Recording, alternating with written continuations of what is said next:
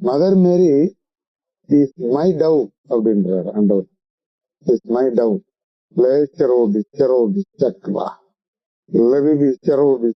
அந்த வசனத்தை நல்லா திரும்ப திரும்ப படிங்க. மை டவ், என் புறாவோ, என் உத்தமியோ, ஒருத்தியே.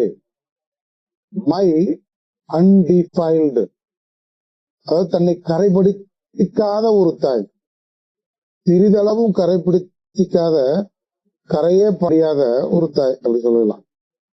அப்படிப்பட்டவங்க தான் புறா, அப்படிப்பட்டவங்க தான் தாய் மரியா. தாய் மரியா தான் புறா.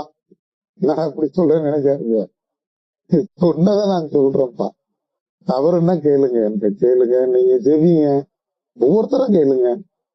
தாய் மரியாதை குறித்து அதிகமா ஆண்டவர் தான் சொல்றாரு. இதுவுமே ஆவியின் உந்துதலின் அடிப்படையில இப்ப ஆவி